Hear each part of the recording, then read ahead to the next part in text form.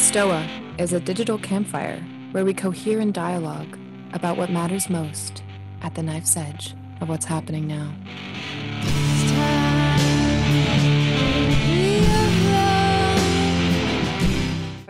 Welcome to the Stoa, a digital campfire where we cohere and dialogue about what matters most at the knife's edge of this moment.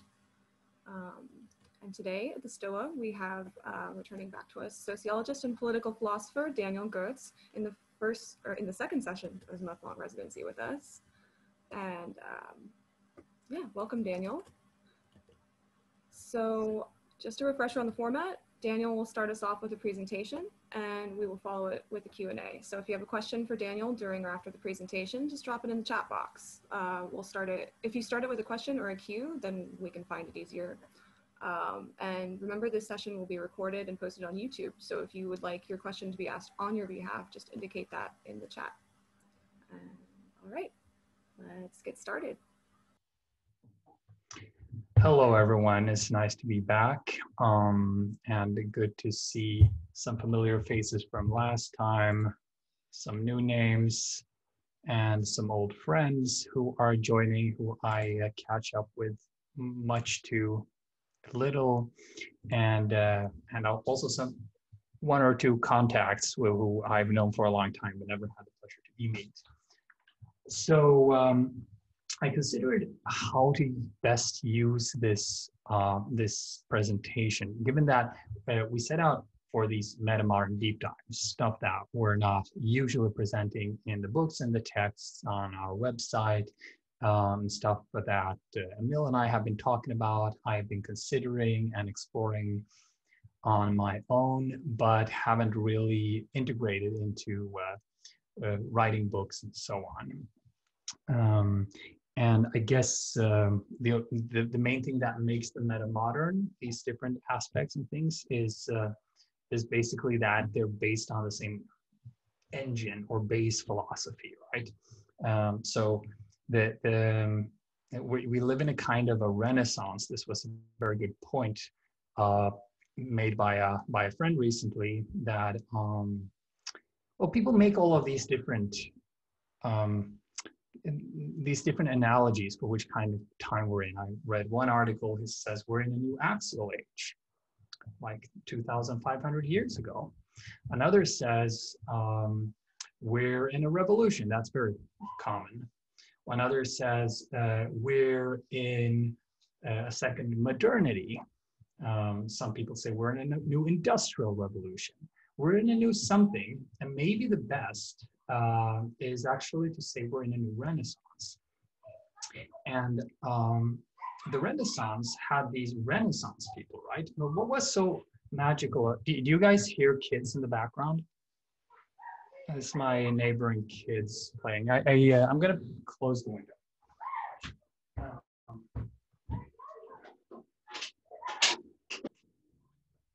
It's been like this ever since they got one of those big mats you can jump on.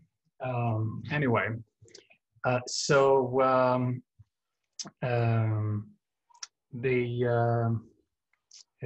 Renaissance. Why were there Renaissance people, really? Well, of course, so Italy and that northern Italy and the competing states at that time, they had maybe twice the GDP of all of anywhere else in the world, and the Medicis could be patrons of the arts and the sciences, and these things kind of started to flower. But why did the same person become both a scientist and an artist and a philosopher and whatnot in these days? Well, probably it was because the metameme, the underlying metameme, was shifting. A new pattern of life and society was coming within reach. And this new philosophy or new pattern allowed for many low-hanging conceptual fruits to be picked with great ease, really. So it became there was just a lot of stuff that was easily invented once you had crossed a certain boundary in society. That's where I think we are right now. So once people start to pick up a more metamodern philosophy and view of life, it tends to become fairly easy to be innovative in different fields. Well, in these days, in these early days of these new times, it makes sense to try and gather all the little pearls that we can, and put them together and like lay them out and look at them together, and not just look at them, but really play with them, really try and embody them and stuff. So this particular theme, if we had 4 themes lined up in the pipeline, so we had aesthetics and the arts last time, and then we have spirituality, and we have gender and sexuality, and then we have religion. And spirituality, in a way, is close to religion. So the original idea was to take that as a third. But it made more sense in a way to do it as the second. And the reason is that actually it connects beautifully to aesthetics. There's a nice bridge between the aesthetics and the arts and spirituality on one hand. And on the other hand, we can do more fun stuff and get into some more visceral stuff, I guess, in the sexuality gender part, if we have spirituality covered first. So I have a PowerPoint presentation for you. We might not have the time to go through all of it. If we do, all the better. I will share my screen, by the way. Share screen, there we go. And PowerPoint from the beginning. Today's talk is simply called Metamodern Spirituality. Dive into the subtle and beyond. So let's start with that. What is spirituality? One way of grasping it is that it has to do with subjective states. Now, subjective states, as we discuss in the first Hanzi book, is not reducible to emotions. They're how we feel as a whole or as a totality, the entirety of our suchness or being or our phenomenology at any given point in time. So stop and consider these words. Some of you might recognize this list. Magnificence, majesty, vastness, greatness, splendor, love, joy, clarity, openness, compassion, certitude, flow, jubilation, playfulness, fullness, enlightenment, lightness, peace, presence, power, realness, humility, freedom, creation, freshness, birth, wonder, victory, serenity, divinity, purity, meaning, unity, union, communion, uniqueness, chosenness, awe, fulfillment, insight, grace, refinement, subtlety, simplicity, gratefulness, substance, radiant emptiness.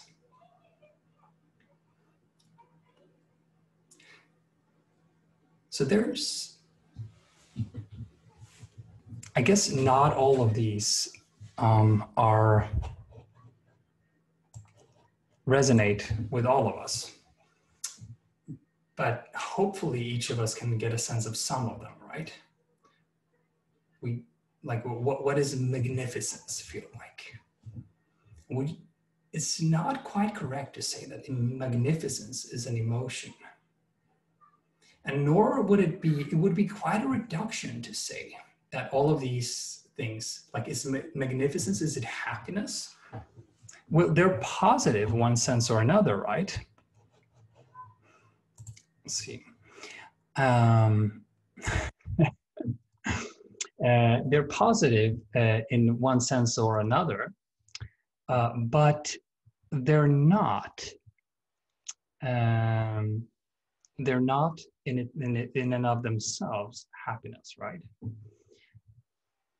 They are high states. There are different experiences that we can have within the range of high states. Now, so there is a thread to them. They're all positive experiences in some way, but they're all quite subtle and difficult to name and grasp and point out. And they're fairly rare, unfortunately. We would like to have lives imbued with all of these qualities. And we would wish for one another on a good day that these qualities were manifested in the lives of others. So that's just to get at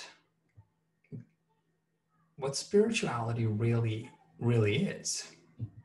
It has to do with these high state qualities. We'll get to this in a moment. So there is a connection here between these qualities and the aesthetic that we discussed last time. So aesthetic, as we discussed, often comes first in a metameme or the arts. They tend to breach the boundaries long before the metameme becomes conscious ideas and ideals, and much less manifest structures of society, and much less norms in society and embodied experience of the people. And so there is something about all of these states which link it intuitively to the aesthetic. And it is that the aesthetic always, whether it's a rain dance or paintings of animals on a cave wall, or the ceiling of a mighty temple, they all grasp for something intuitive, for something expressive, which you still cannot express correctly in words, which is outside of the symbolic world. And somehow points at the sacred, at something you wouldn't want to ruin, something that innately grabs your respect. And of course, they have to do with right hemisphere stuff in the brain. This famous master in the head and his emissary division of a right and left brain, a more conceptual brain and a more intuitive, aesthetic, holistic, sensing brain. And they all relate to somehow expressing a depth to existence, something that is beyond the obvious, something either in the direction of beauty, which is, of course, the most obvious expression of aesthetics, but also truth-seeking or mystery, as this kind of depth should actually be called, or tragedy, that you care about the brokenness of the world and inherent suffering of being and beings in the world. So all of the aesthetic movements have come from from frequenting these higher states.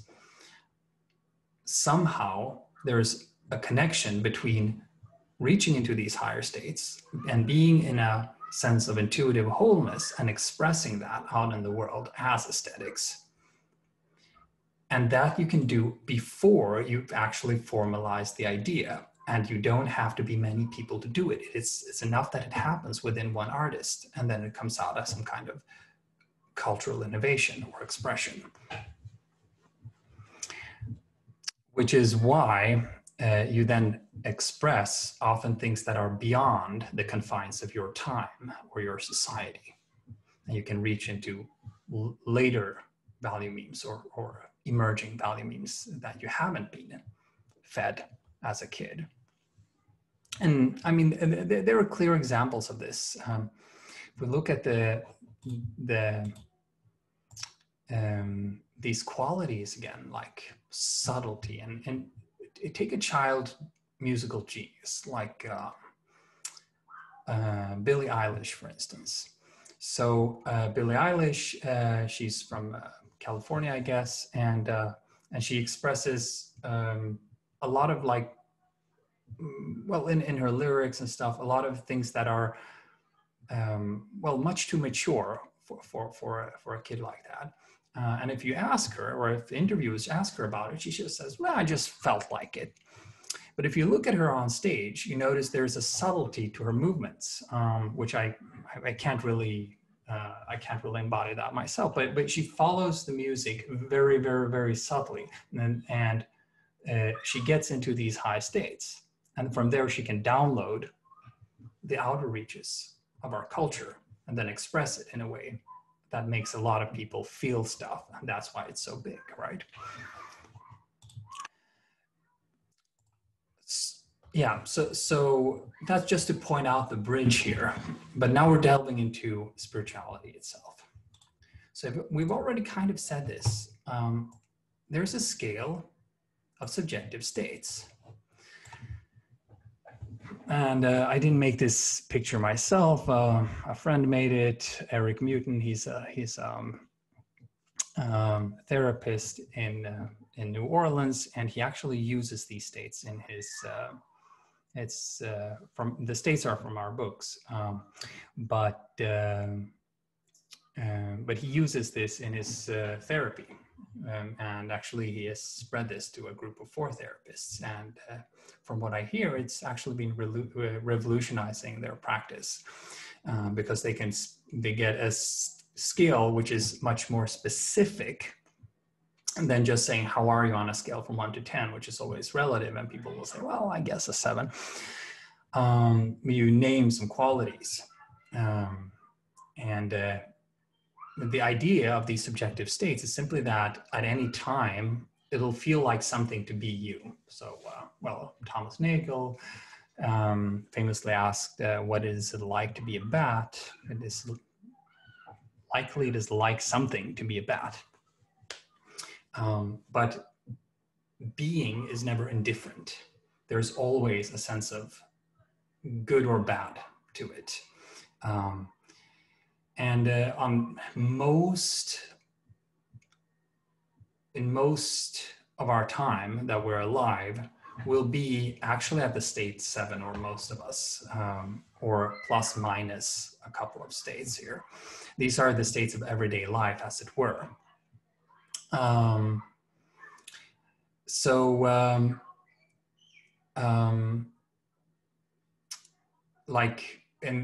to be very honest, unfortunately, we're not normally on any day of the week, most people, will not be at 8 satisfied, where everything just a basic okayness. We'll tend to have some little unease somewhere in our system, especially if we're adults, because we'll have accumulated so many little traumas and hurts and insecurities and worries that there's always something nagging us a little bit, and now and then that'll let go, and we're in a higher state, in 8, satisfied. Everything is just genuinely okay, like life's supposed to be. But then, to be honest, we also quite often fall down below the 7, and we're at and we're at uneasy. We're genuinely feeling some unease, or something that affects us, that in a way that we can tell that well, we're a little bit out of it, we have a headache, we're a bit tired, we're etc., etc. And we can go to very uneasy, so we have real anxiety going on, but then we're still in the scope of what everyday life usually feels like. So 99% of us, 99% of the time, are going to be in these middle range states. Very uneasy, somewhat uneasy, satisfied, lively. But somewhere somewhere around lively, like, life doesn't really get better than that. Normal life doesn't. So, I mean, you'll be at the party, and just for once, everything is perfect. Some friends you wouldn't know were there, surprise you. You get in a very nice flow. You just feel genuinely alive, and you just feel happy to be connected with the people. You're having fun. All worries are gone.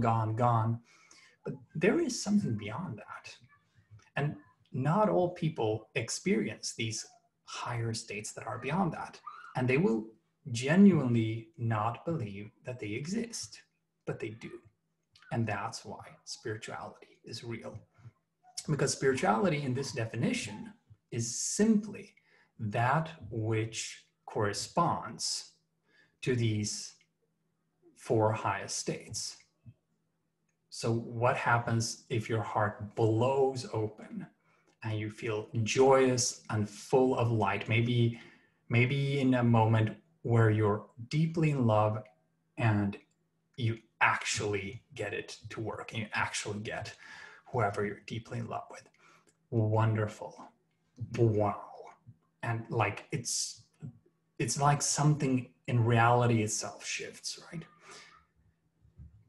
Or you're super, super inspired by a deep, deep purpose, and you contemplate on it and how you can make this happen in your life, and you open up, and there's a sense of vastness, or like just openness, just clarity.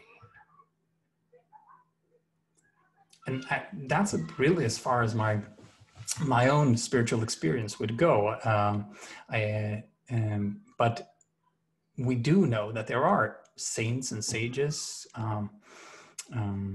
well, maybe not in the moral sense. I'd be agnostic about that, or highly skeptical about it. But there are people who experience a profound love for all that is.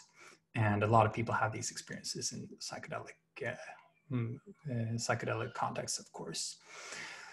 There are also experiences of enlightenment, just full super being or whatever. And for most people, it's, again, only on DMT trips, etc. But these are possible. So what I mean when I say spirituality is whatever pertains to these highest states, these states that are beyond what we experience in everyday life. And they can be expressed in life. And that is also then spirituality. So it's spirituality is nurturing these states, getting to know them, growing the capacity to be in these states, transmitting these states, and expressing these states through, for instance, artistic work, but it can be through other things as well. It can be through service. There's Bhakti Yoga, for instance. It can be through truth seeking. It can be through a purpose, a divine purpose, or through the spiritual practice itself. And there's like a real difference there, because fundamentally, what does it mean to be spiritual? It means to have some kind of relationships to these states, right? So you can be religious but not spiritual. You can be spiritual but not religious. But I'm not too fond of that distinction, as we'll get to hopefully in a future episode. But we can.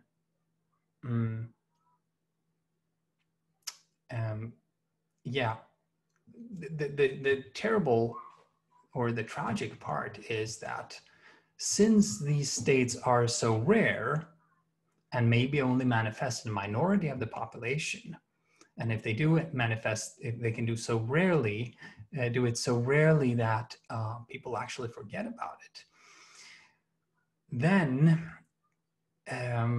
most people won't believe in spirituality. So they say, I don't believe in God, I don't believe in religions, but it's a terrible baby to be throwing out with the bathwater, that you're also throwing out spirituality, which is, in terms of, without saying anything about the ontological presuppositions that you have about reality or anything like that, but it is real that people have these experiences. And if, in that sense, spirituality is real. And most people won't believe it. And nevertheless, we may need that spirituality, and we may need to garner its forces and harness its forces to resolve a lot of the issues of our time and the challenges, and to have the best possible lives.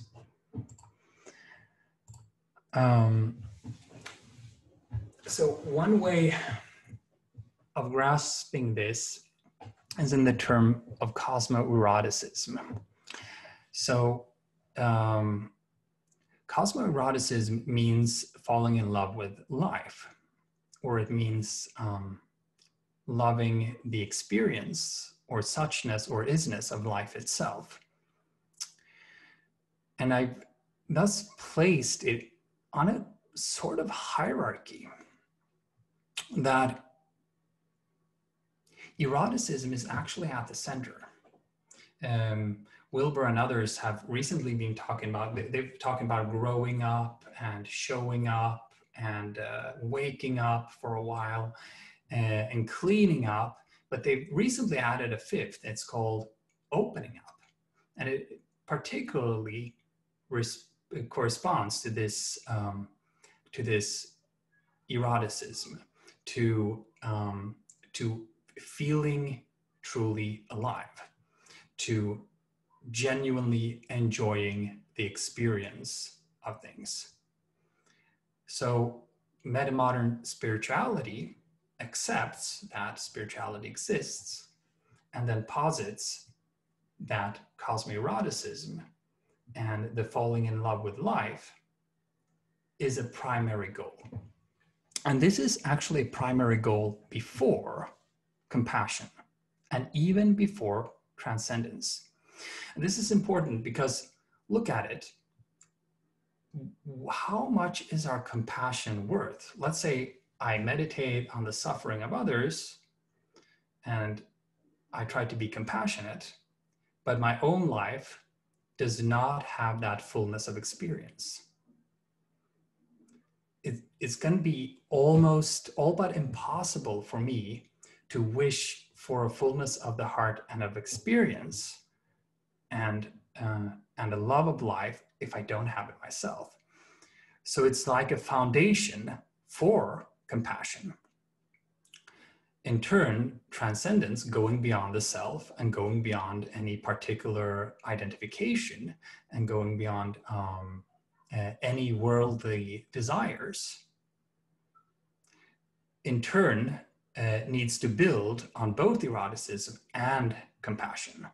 Because, well, let's say I have a transcendent goal, but I let it override simple compassion or relatedness to you.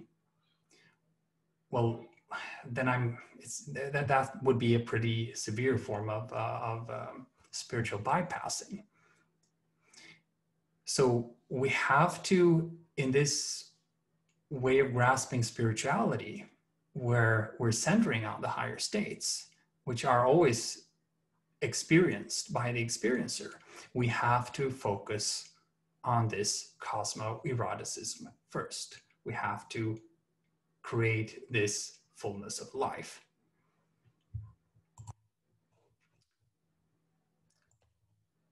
So that leaves us with a work of spiritual awakening, which is somewhat different, I suppose, from just meditating and going for that transcendence or just cultivating that compassion.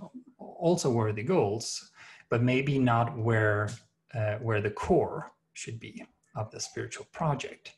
Erotic in this sense, of course, life force, aliveness, carnality, power. And power is a positive thing. It means to create. And as we said, creation always, as we said in the last episode, creation always implies destruction. So the power to decide over life and death, over what exists and not. But everybody wants power over their own life. And we don't like to be powerless, and we want to feel empowered. There are, of course, a lot of bad ways this can show up if our erotic core is frustrated.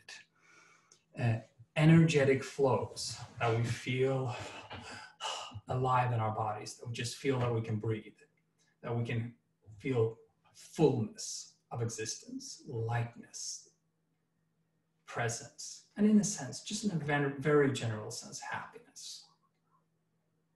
But why aren't, I mean, and we all know this from when we were little kids, before we had accumulated enough trauma, that at least sometimes Christmas would really feel like Christmas. Well, sorry if this doesn't apply to you personally, but I'm sure you can find some corresponding experience. But if I go back to early childhood memories, I remember here, like on when Christmas was nearing up, this was when I was 4 or something, and I just look at the redness of one of those shiny Christmas balls, and it's just like my whole existence is just overflowing with this loving, just this mood or sense that it's so real that Christmas is happening, for instance. But then, of course, we get worn out. We have seen the same experiences before. We have apprehensions because we know there are risks when we open up. So we're blocked by all sorts of traumas, all sorts of little wounds, all sorts of contradictions within ourselves. So to get to the higher states, we need to, of course, practice on those or create opportunities and situations and rituals and the rest of that. But we primarily need to heal our cosmo-erotic core, which cannot ignore things like sexuality and just our will and want to be happy.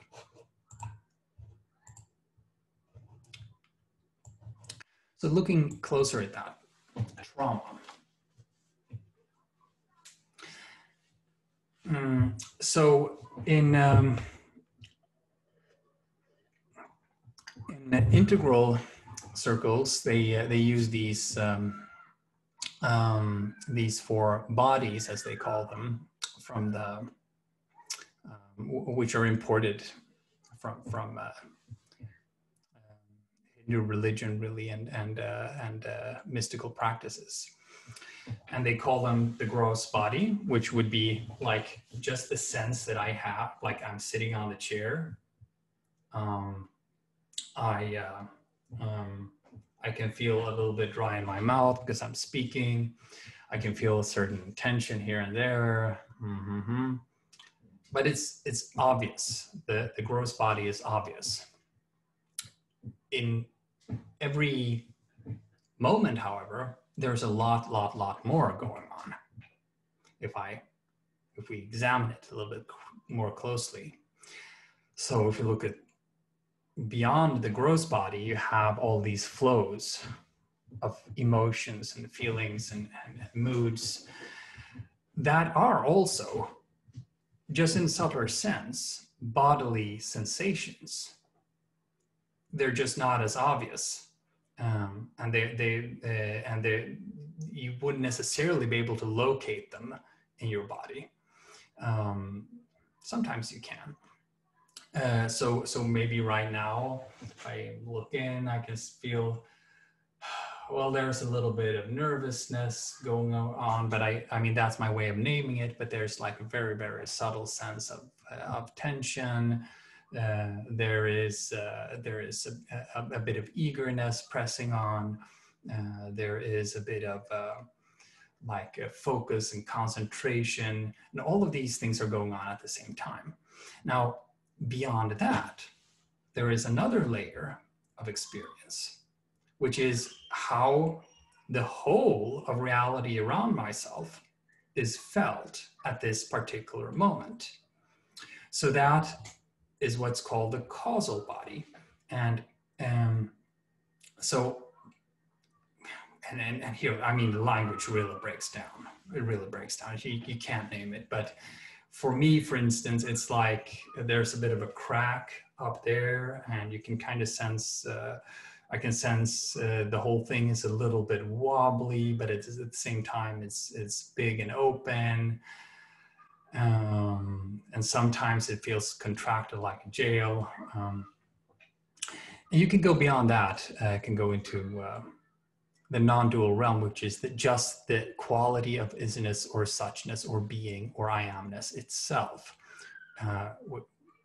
And all of these are always ever present. Now, it's a mistake, actually, I would say, to call them bodies because it misleads the reader. What they are, in my vocabulary, is they are layers of phenomenology. Phenomenology being the direct experience of the now, the phenomena as they show up in first-person experience. And there are different layers of depth to that phenomenology. Some obvious and in the foreground, and others less obvious and in the background. But here's the crux. They become more significant to our inner states the deeper we go. So, for instance, let's say I feel totally at peace. The world feels big and vast and open, and I have no fear. And everything just flows beautifully through my body, but I have a terrible tummy ache. Will I be unhappy? Will I be suffering? No. The gross body suffers, but it is within the larger embrace of the subtle body and the causal body, which are healed and at peace. And in that case, I don't really suffer. Likewise, you can turn this around. You can say that we're at a party, we're having fun, we're eating wonderful cake, we're drinking the best whiskey ever, but we feel empty inside and there's something nagging at us, and we feel unsure about whether reality is a good or bad place, or even maybe we have a profound existential fear whether or not this is reality at all, which would be a pathology at the non-dual level.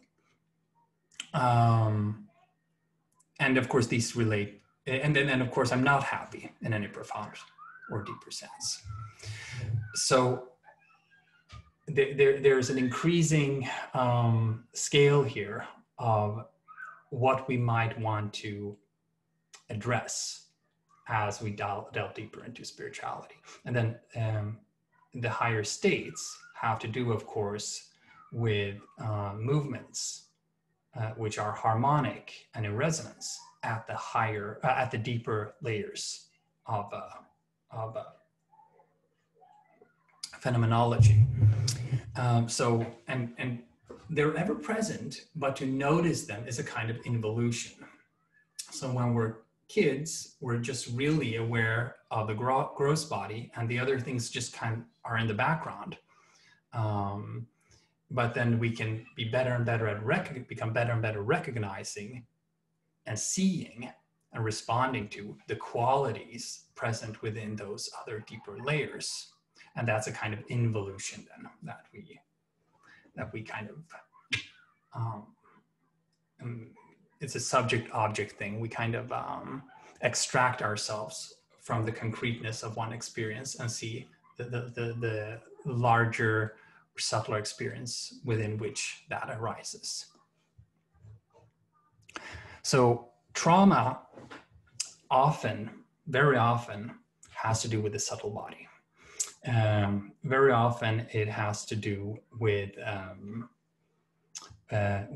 just our hearts tensing up on a subtle level and then never fully opening to happiness, never fully opening to love, never fully opening to an erotic exchange, and never fully opening to the joy of a friendship, to the beauty of a wilderness site, to the intuition of a work or a purpose that we're trying to manifest in our lives. We're blocked, kind of. So let's see. So what do these blocks feel like? Now we get into, if we go a few previous here, now we go into the lower states here, the ones that are below the experience of everyday life, which are nightmarish and which we also fairly rarely experience, but that's also the seriousness of reality. So reality is a cosmic joke, but it's also very, very, very, very dead serious. And the real reason it is very, very dead serious is because of the real potential and ever-present potential of the lower states. So the existence of the lower states sets us up for very, very, very high stakes in life and in existence and in the universe, which is why we have to be religious about the universe and our place in it, because we have to take into account that hell exists for real. So going into these lower states, I'm going to go through them a little bit faster than the other ones, than the last one. We look at all these experiences: anxiety, angst, rage, hatred, bitterness, imprisonment, slavery, humiliation, loss, loneliness, meaninglessness, unrealness, confusion, boredom, filth, torture, oppression, suffocation, unsettlement, darkness, dead meat, rot, painful emptiness, powerlessness, heaviness, uncertainty, grossness or grossness, hopelessness, unlife, half-life, screaming, woundedness, suffering, unbearable pain, complication, terror, explosiveness. I guess at the very core of all of this is terror. If you look at the highest, at the worst low states, like you're in hell, it's going to be something like it's not just going to be that you're unhappy and feel, oh no, I have to end my life. It's going to be that you feel trapped in a corridor or an endless loop, which you can never get out of. And people have religious experiences, including dark nights of the soul, where they also open up to the existence of the ever-presence of these lower states. That's actually about as far as we go in the books. Oh, I'm sorry. But there's something, of course, wrong about placing these all on one scale.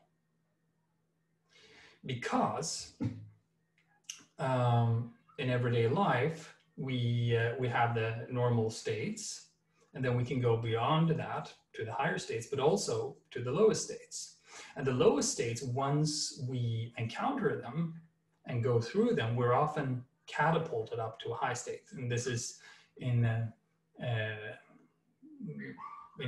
Dzogchen Buddhism, for instance, or in Tibetan Buddhism, you have all these pictures of a monster which you face up, and then it becomes a saint or your friend or an angel of some sort. And the monster is illusory, but nevertheless, it's there, and you have to go through it. So we have seen that, well, we suffer more when something is wrong when we have pathologies or constrictions on the deeper layers of phenomenology. Now,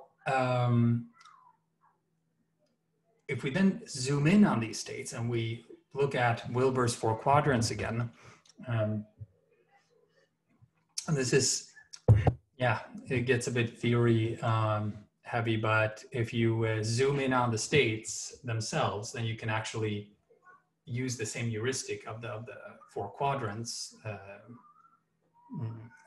which, well, I guess a lot of people have some background knowledge about that. And you can divide it up into its qualities. So at the upper left, which is the inner experience itself, that there is the state itself. So it's something going on at the gross level, at the subtle level, at the causal level, or at the non-dual level. So we notice that the lower states also seem to be at the causal level or the subtle level or the non-dual level, for instance. It's not enough to just have a tummy ache to be in hell. But beyond that, if we look then at the social part, the social quadrant of the inner experience, there's a content of what goes on within each of these layers of phenomenology at each time.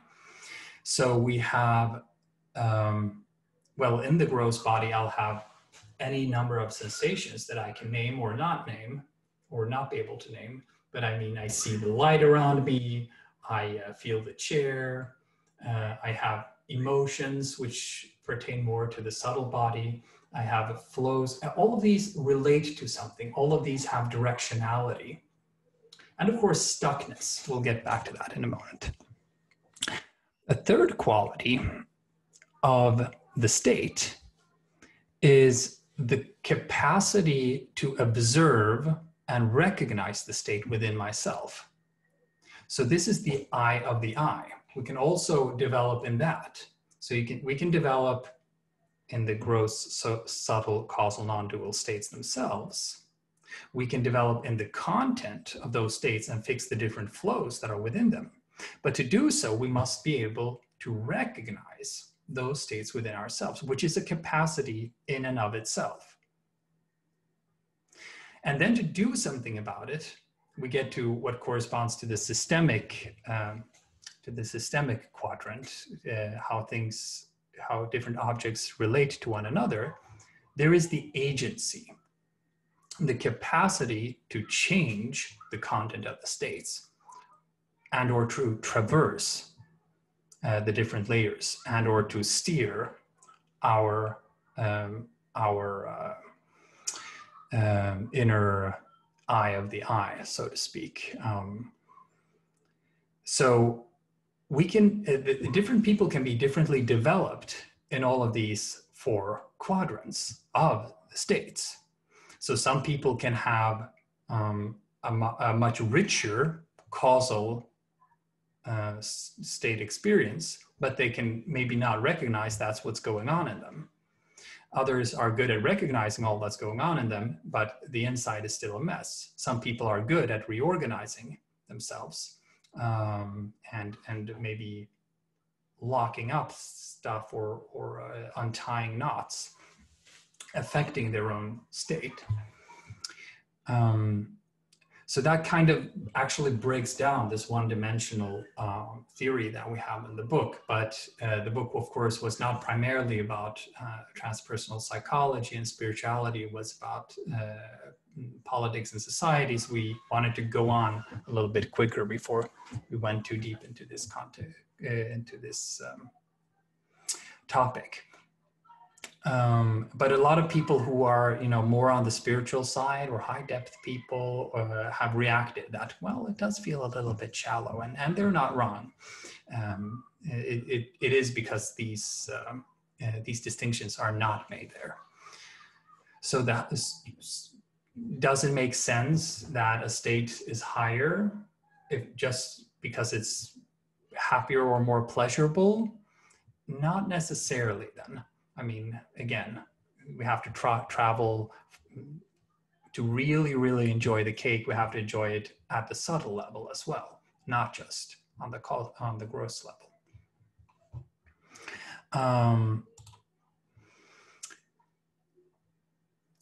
Yeah, so our task as spiritual seekers is to help one another and ourselves to develop these 4 capacities in relation to one another.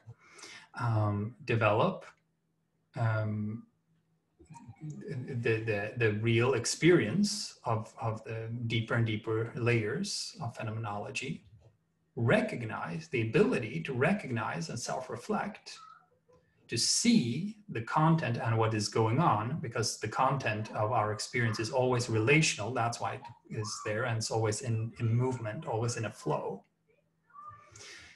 And it is then ultimately about transforming those experiences. Now, stuckness is important here. What is stuckness in the subtle body? Stuckness in the causal body is basically when 2 flows conflict with each other.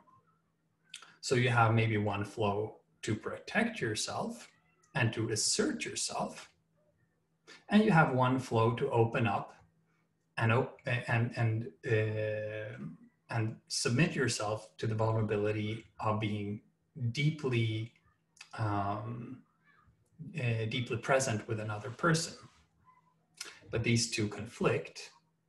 So what happens when you have one flow of experiences that are trying to do one thing, at the same time something else is going on within your vast inner landscape that is pushing against that? Well, you get subtly tense.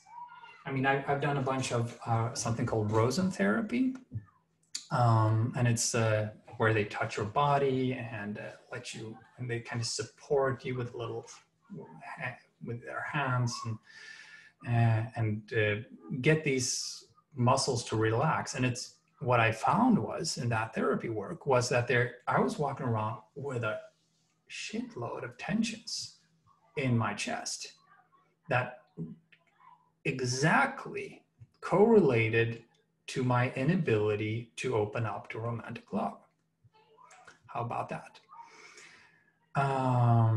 And that caused a ton load of problems in my life, but it wasn't easy to spot. And once I had spotted it and I could like recognize, wait a minute, I can actually push here, and I notice it's like a needle, and I can push here, and but going from there to actually doing something about it also took a lot of time and work, and actually still ongoing. But here is, again, we're talking about the opening up part a lot. Cosmo-eroticism. Something is stopping us or blocking us from being fully in life, fully engaged across the layers of phenomenological experience. Oh yeah, stuckness in the subtle body. Two subjectively felt flows collide and block one another. Untied, the subtle body changes, is freed. And that's what we can mean with an open heart. That the heart allows itself, as it were, to smile.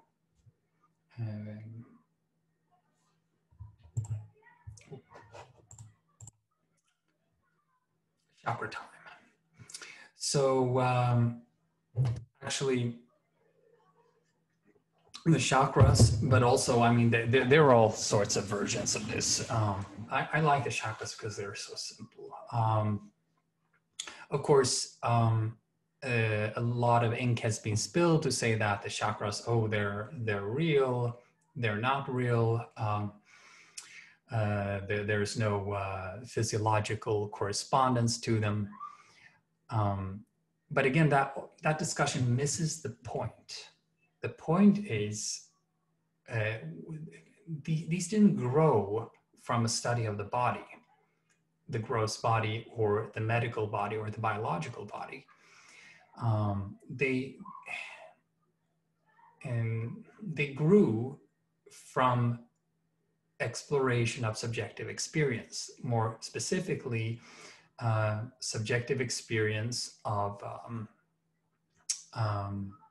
the subtle body. So so I think they still present a good map for us to see what we need to open up. And they also subtly guide us from the gross towards the causal and the non-dual.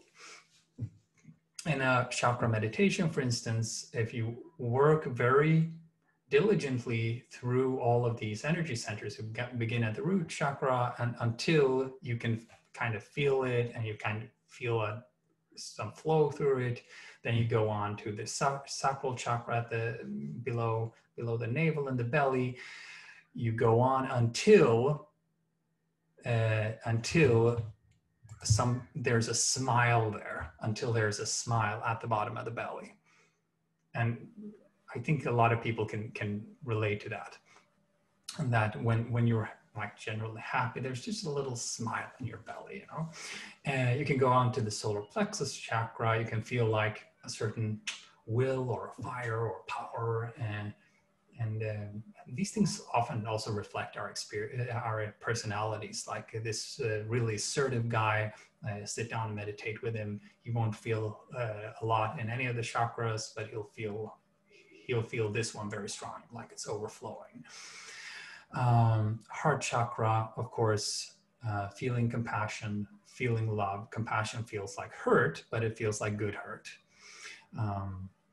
Throat chakra, things are getting more subtle. This is what actually I meditated on before I got on this call. Has to do with expressiveness, truth-seeking, things that can't really be proven, but intuitively felt. It kind of makes sense that we don't want to say something, we kind of tense up a little bit here. Something gets stuck, quite literally, in our throat. It doesn't flow through us. The communication doesn't flow. Third eye chakra. Well, then we're getting into stuff like when you feel into that kind of thing, you generally don't feel exactly some sensations in your body. You almost feel outside of your body. Crown chakra, you work through the whole thing. A lot of meditations start there, and they say, start looking at this little spot on the top of your head. And after a while, you tend to be catapulted away from all thoughts and the body. and now this only rarely happens to me. I'm not a super meditator myself, but I do have this experience. So you work through all of them, and then it's like you jump off a cliff and you just plunge down into darkness. It can be pretty scary because you worry that you can't actually get back. Daniel, just letting you know that we're at the top of the hour. Okay, thank you. So anyway, I do feel that the chakras it can be used in this way as a kind of checklist for our subtle body, work, but just meditating on them and just feeling in on them usually doesn't do all the necessary stuff. So we might need somatic therapy. We might need different forms of therapy, like just talk therapy and Freudian stuff, and figure out who we're really mad at when we were kids, and how we felt belittled and powerless and stuff. But by and large, to get to these higher states and to frequent them more often and to express them in our lives, and to do so in a healthy manner, we need to somehow unlock and open up on all of these levels. And they're, of course, good to practice in sexual relationships.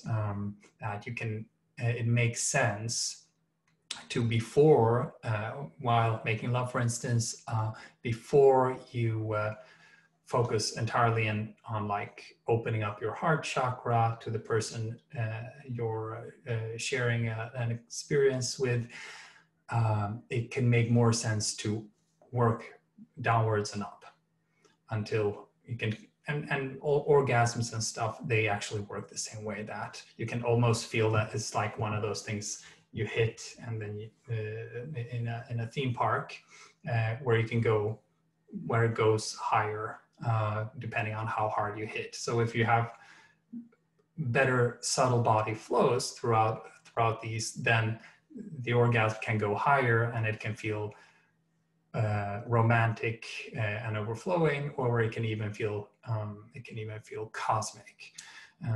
But it depends on these opening ups. I'll hopefully say more about this because I make it sound so cute, and it's not. Yeah. But in the next session, I'll hopefully get back to this. So this distinction has become very popular lately, sutric and tantric. I want to connect to it. I want to connect to it in this model that we're presenting here. So sutric spirituality is more like the classical Buddhism thing. You meditate, you have the sutras, you follow a certain code, and you purify your soul. You get away from the gross and focus instead on the causal. And you kind of, and there's a relationship there then that you go. Vipassana meditation, for instance, has been called causal body meditation as well, which is based on classical Buddhism. And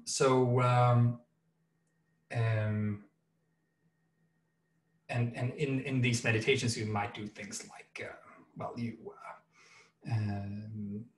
imagine a rotting body, you imagine death, you realize that the gross body isn't it, there is actually a causal body underlying it, or no, not body, layer of phenomenology. And if you can resonate and gain harmony with that, even a tummy ache won't destroy your day. But there are risks, of course, with that. It's life negating, and there's the unhappy Buddhist syndrome, meaning that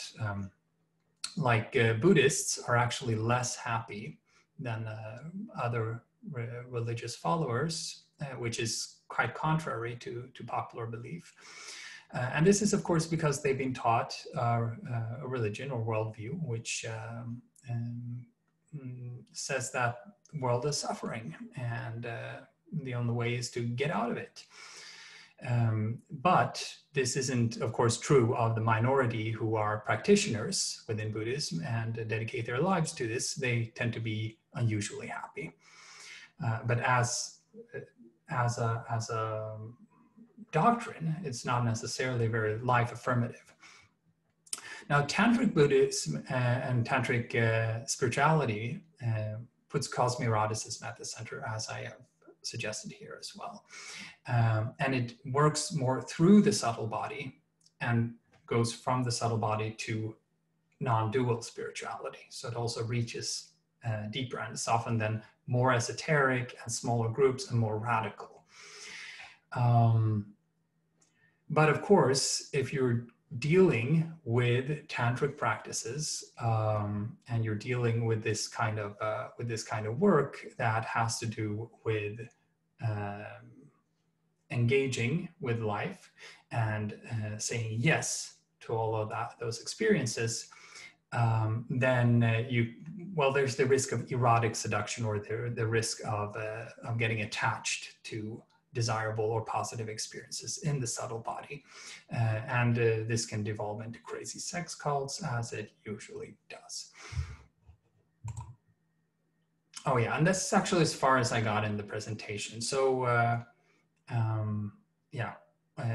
we can say more about transpersonal perspective on this, but the idea of a transpersonal perspective is basically, there's more detail to it, but I just want to say that we create these spaces for one another. So it's the more tantric we go, the more social it gets.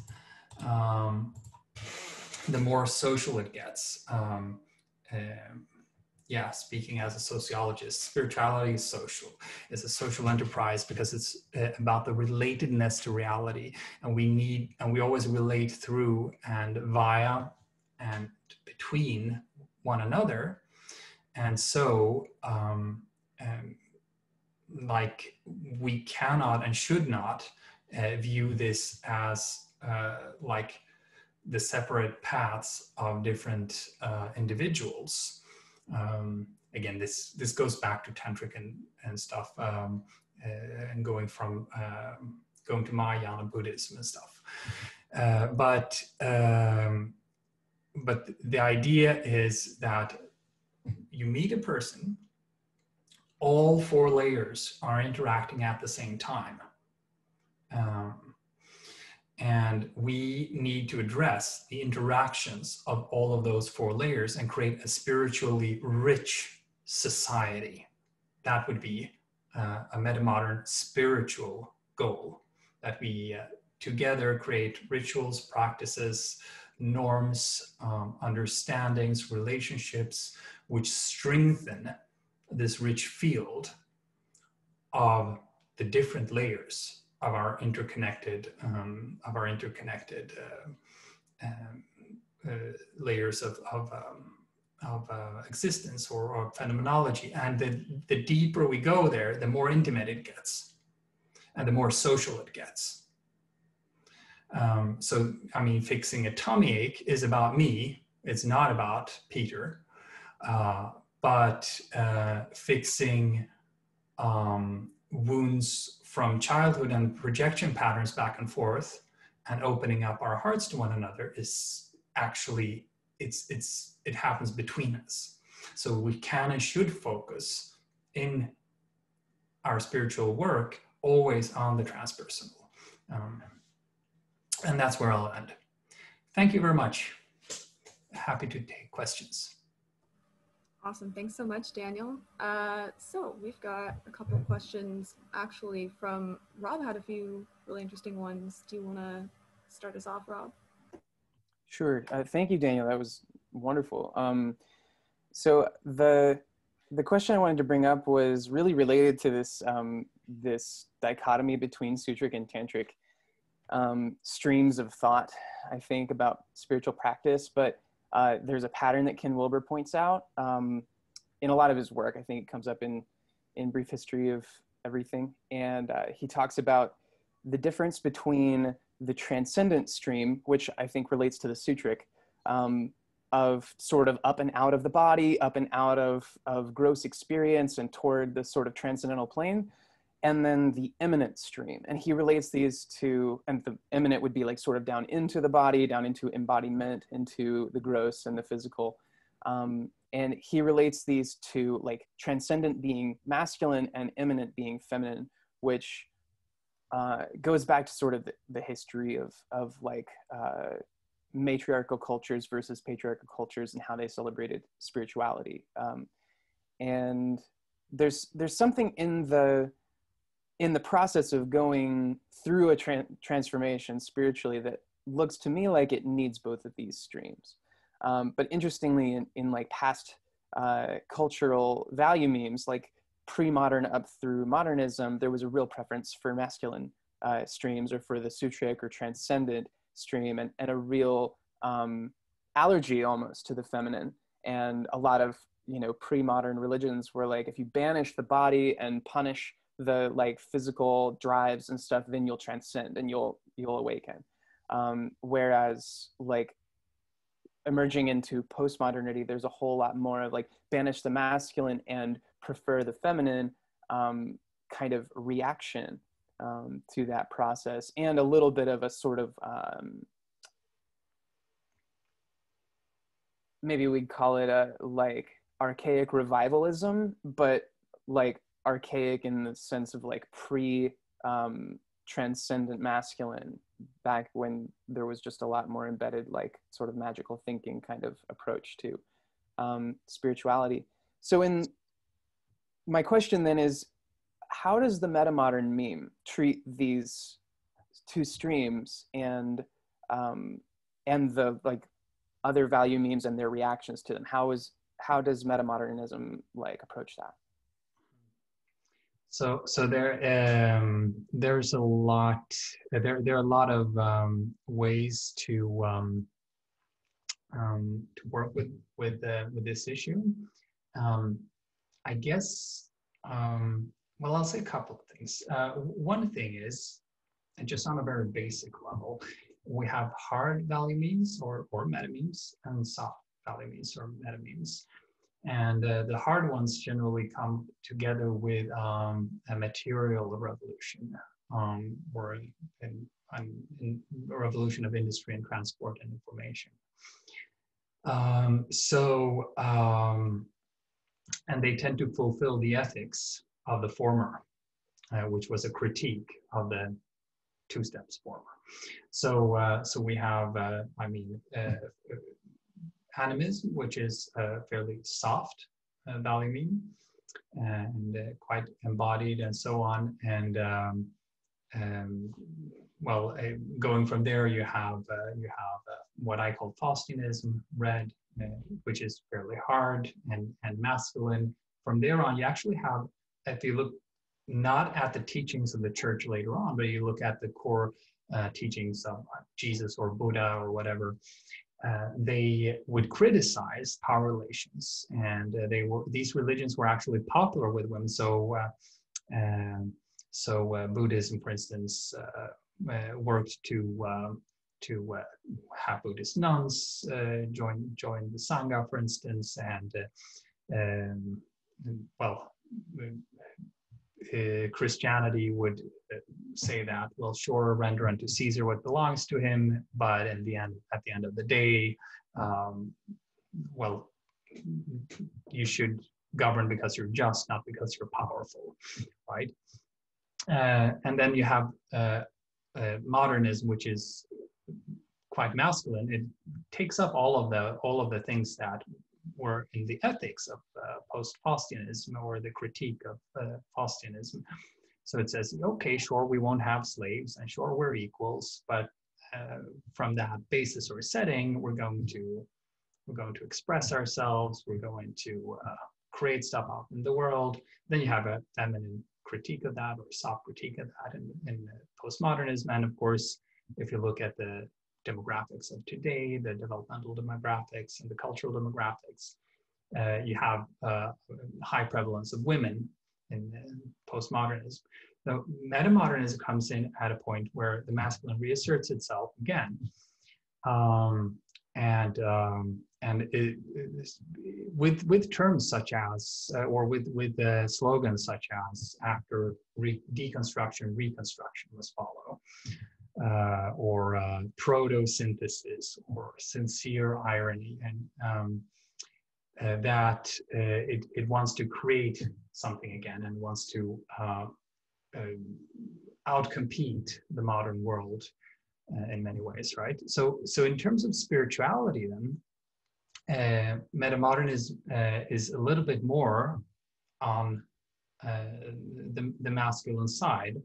And if you look at what I have proposed here, it doesn't exactly, I mean, of course, I'm gonna agree with Wilbur that, and with yourself, that we need both transcendence and both the transcenders and the ascenders. No, the ascenders and the descenders, yes.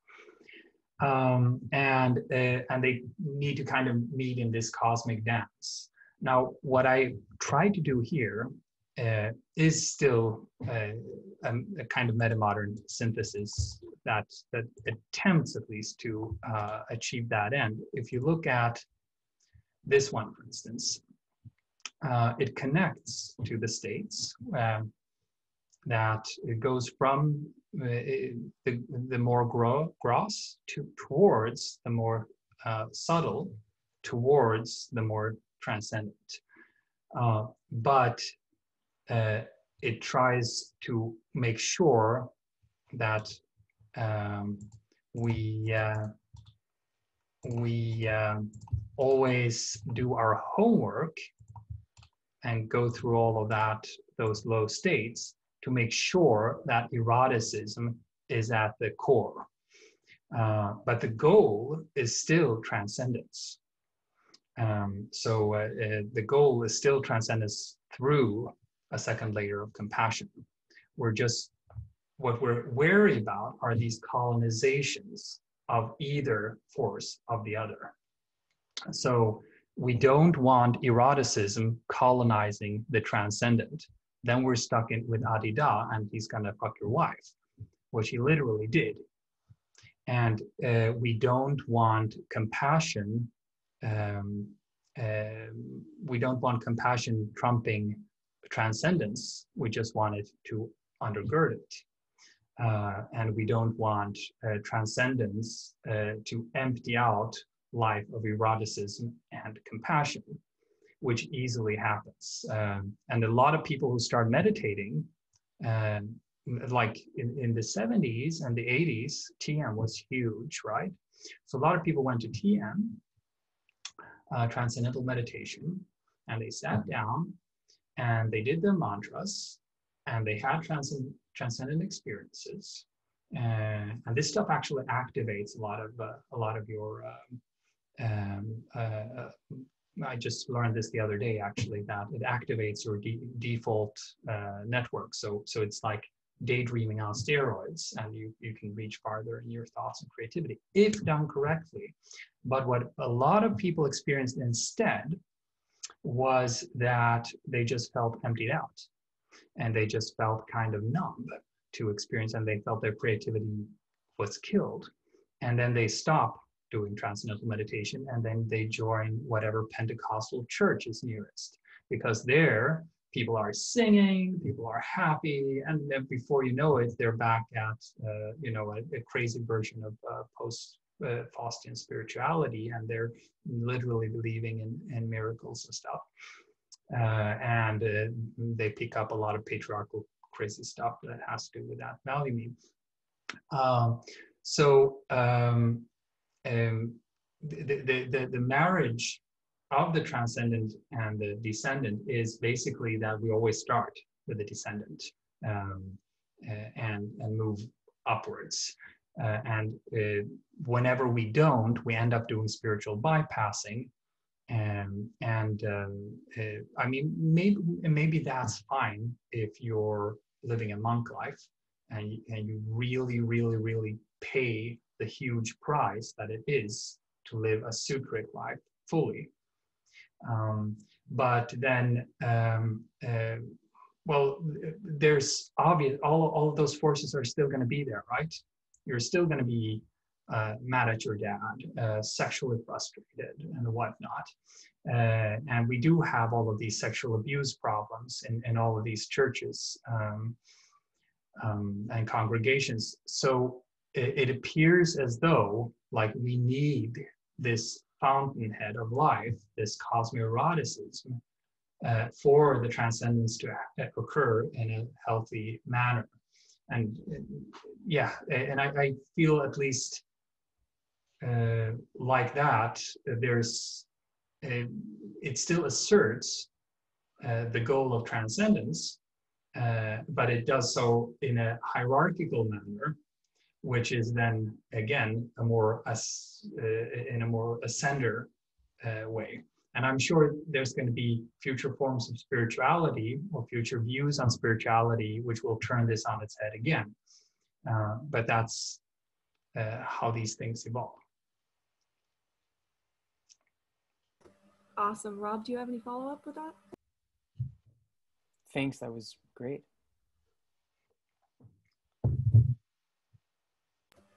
Okay, so I feel like Christian Sawyer had an interesting question to follow after this one. Christian, do you want to unmute and ask Daniel your question? Can you hear me? Which question? I put 2 in there. Oh, feel free to choose. Okay. I'll ask both and I'll let Daniel choose then. The first is, why does the tantric path tend towards this cult-like BS? And is there another way to contain or manage that process of surrendering into the eroticism, which doesn't rely upon the external framework of the cult or the guru?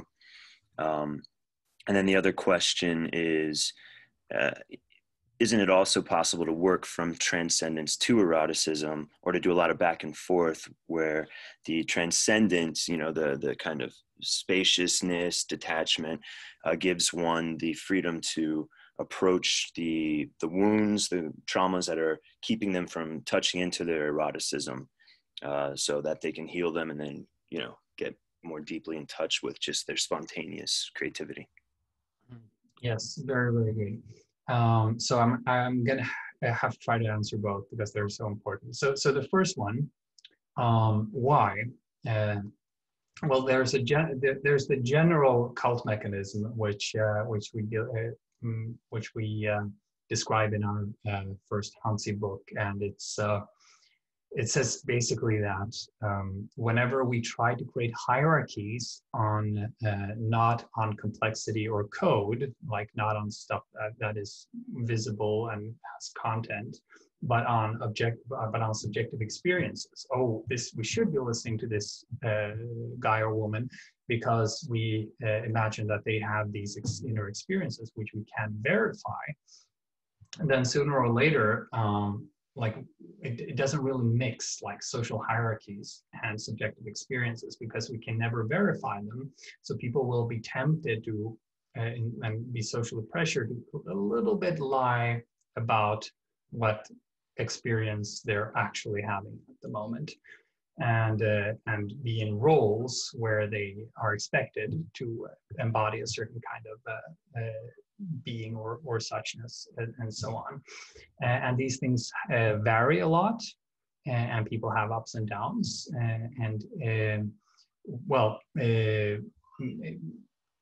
then of course there's nothing about a person just because they happen to frequent high states and develop great depth, which we haven't talked about a lot today, that makes them right about other topics. It just gets them this intuition. Maybe they can have be more proficient at getting other people into higher states, but they're not right about other things, right? And nothing is a stronger experience than the states themselves. So when somebody gets you into a high state, not least in a very vulnerable place, which has to do with sexuality, then you naturally experience that this person is awesome, and you should be listening to them, and you give away your own capacity for inner checking and experience.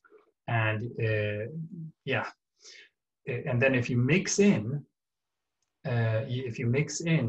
sexuality in the mix, which has to do with, well, you know, stuff like selfish desire and all of that stuff, the slide is just so simple. I mean, it happens just statistically over time.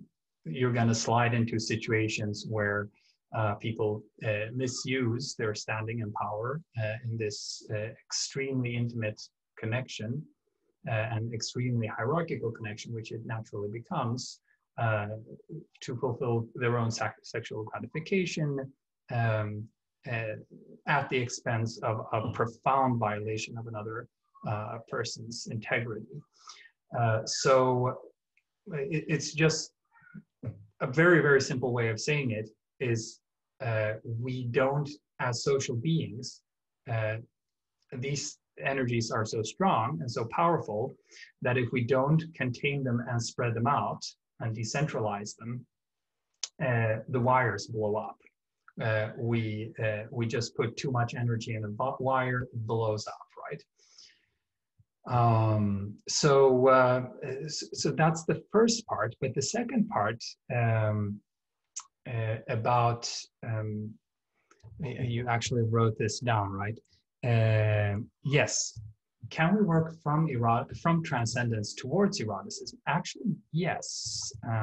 So on the one hand, we should keep this transcendent scale in mind, but on the other, we should also be we should also be aware of, we have these 4 quadrants, right? By going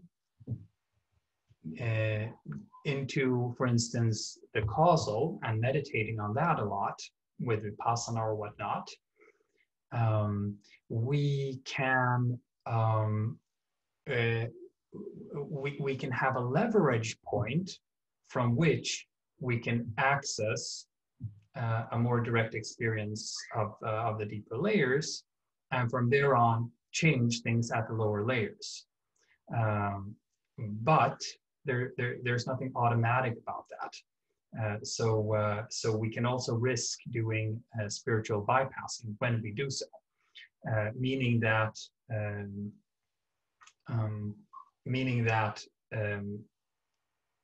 well, if our traumas are too big and too hidden to us, and we're too unaware of them, like no mind-blowing psychedelic experience is going to help to get past them. We actually have to wrestle the lower states and so on. So yes, we can. It's more like an instrument. We can play it, right? We have to find the keys and find the melodies on it. So it all depends on where we're at. And sometimes we have to go a little bit higher to go a little bit lower. Sometimes we have to go a little bit. Sometimes we have to go a lot higher to go a lot lower. Sometimes we have to go really, really deep down to be catapulted back up. So it's a more dynamic process. And I think that would be my intuition as well. Just saying that we shouldn't opt for either or, that either the transcendent or the descend, or either the ascender or the descender spirituality, we should view them as interconnected and always working together. And each of them set natural limits for the other. So if we travel the states, well, spirals are popular, right? So if we start in the matrix and at the 7, it's somewhat uneasy, and we travel up and down a little bit. The spiritual path is usually a kind of spiral that spirals out of that, right? So we go up to the more transcendent, we go down to the more visceral and painful.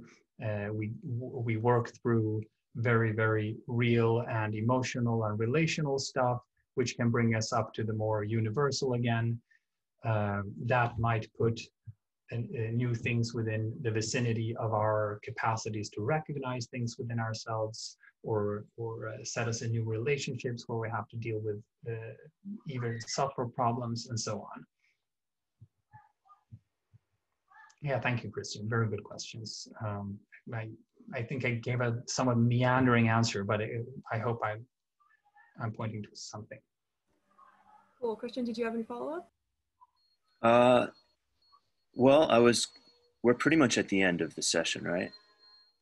Yeah, I think if Daniel is okay with it, we have like 1 or 2 more questions, if that's cool. But... Yeah, well, I would like to kind of, as a follow-up, tie this into Peter's question about communitas and the Sangha, and how a communitas, or like, you know, a coming together of people as a possible way to, you know, explore our eroticism and our transcendence and all of this can be done. Like, is there, what have we learned from the past maybe that will inform the way we come together so that we don't form cults?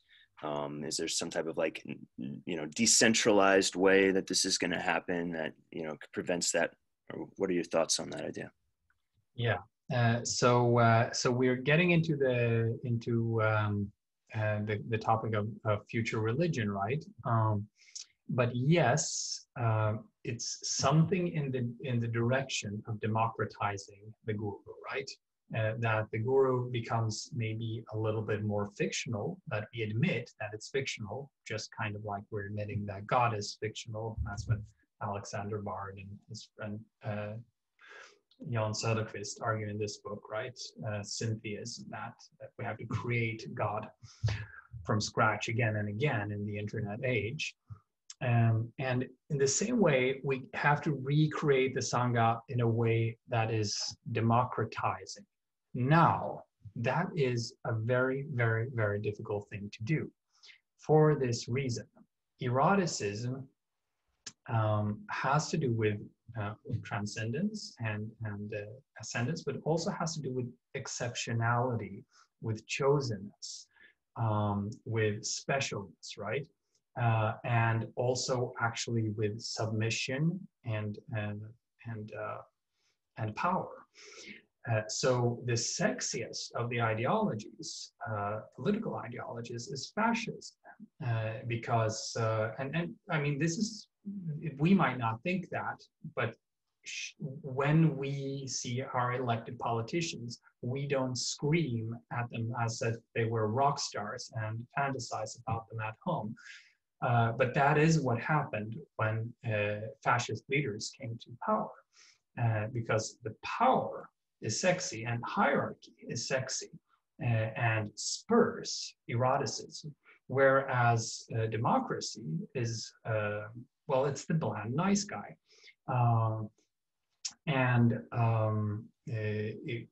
Diffusing power is inherently unsexy. And we can't help ourselves from this dynamic. Nevertheless, then, we have to create a democratized spirituality. We have to deal with this inherent paradox. I mean, I think you really nailed it.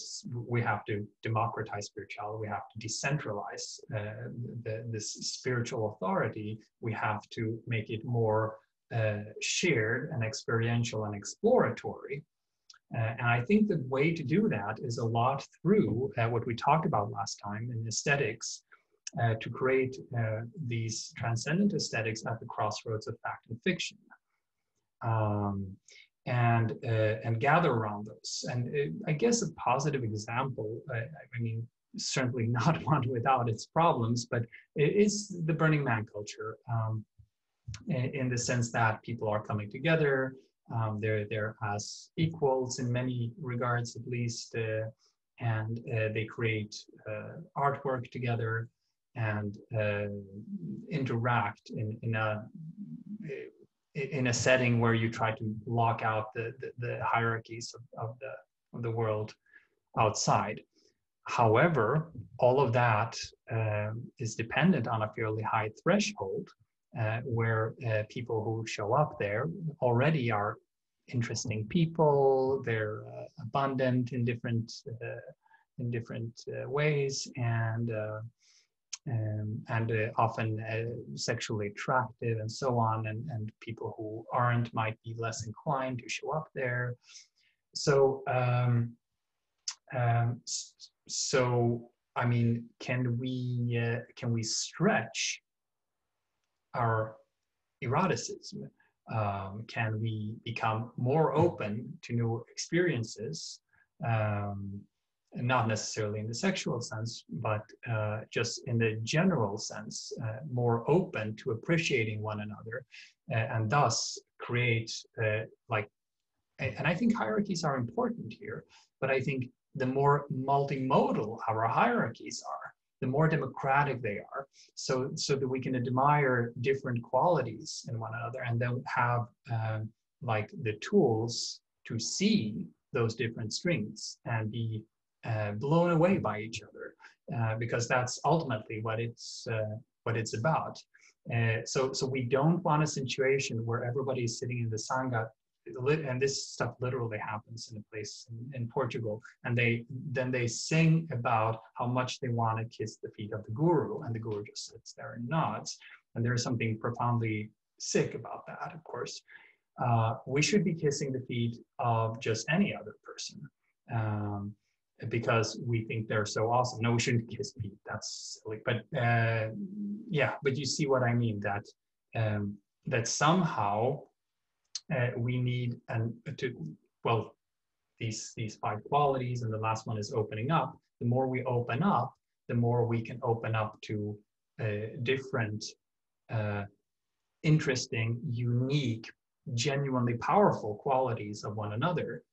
And that's kind of the things we have to create rituals and structures for. So I don't have the answers here, but I think the direction is fairly clear. Exploratory, deep, co-created spiritual sanghas, which are perhaps much more modal and much less rigid in their structures, still creates a lot of space for faults, sure. The point is that we would have shorter feedback cycles, so we can correct the faults or correct the errors more quickly and self-correct.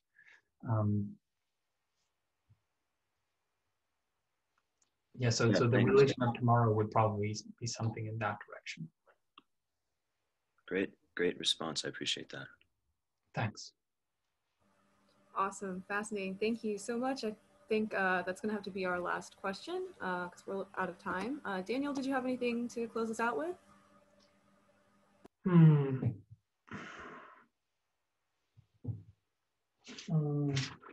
This thing that didn't make it into this one, into the PowerPoint. Just qualities, and these come in a hierarchy. Going more directly for transcendence, one of the most powerful meditations is awareness meditation, a very direct form of awareness meditation, which I feel marries these qualities of transcendence and ascendance. And it's an open eye meditation. And as you sit down with open eyes and you look at stuff, I don't know who invented this. I came across it during a course a while ago. And you sit down and you grab a nice object, hopefully nicer than this one, and you look at it very closely. And then you look for the quality of perfection.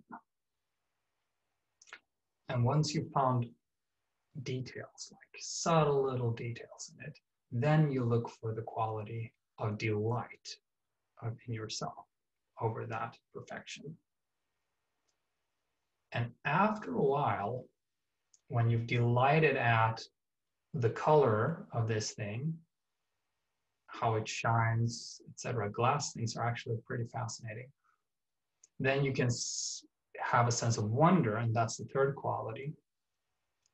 And if you've been in the sense of wonder for a while, and this only happens every now and then, but I can see it on the EEG meter that I get a spike in gamma waves. You get a sense of euphoric happiness. It just kind of flows up through you. And in that euphoric happiness, once you've sat there for a little while with that, you have the sense of equanimity and imperturbability. And nothing can move you because you're already euphorically happy. And when you have equanimity and imperturbability, then there is a space of safety, and you just feel a basic safety or okayness. And once you're safe, that's when you start to have a quality of innocence, just direct childlike innocence. And in that sense of innocence, you sit there and you're innocently enjoying the safety, the perfection, the delight, the wonder, the euphoric happiness. You're equanimous, you feel safe, feel innocent. Then there is a sense of immediacy, that just isness or being. It takes you perhaps to state 11, vast open. And that's, well, Eckhart Tolle has this power of now thing, and I think he emphasizes the power of now a bit prematurely. Because the power of now is not going to be there unless we have the safety. So, and actually all of the other qualities. So I posit that the future forms of aesthetically driven spirituality will partake in this kind of open-eyed meditation and travel through these qualities, and particularly then the most difficult of all, which is safety. And then safety is actually where we can play and be innocent together. So that's kind of my vision for the future of spirituality. And I think this meditation, I don't know who invented it, but I think it's absolutely genius. Awesome. Fascinating practical tips for us here. We do like our practices here at the Stoa. So thanks so much, Daniel. We'll see him again same time next week. Coming up in about 15 minutes or so, maybe 10 minutes, Jillian Richardson will be here to discuss community during COVID and how to create an unlonely planet. I'll drop the link to RSVP in the chat. So yeah, thanks again, Daniel. Thank you everybody for coming. Thanks, guys. Thanks, y'all.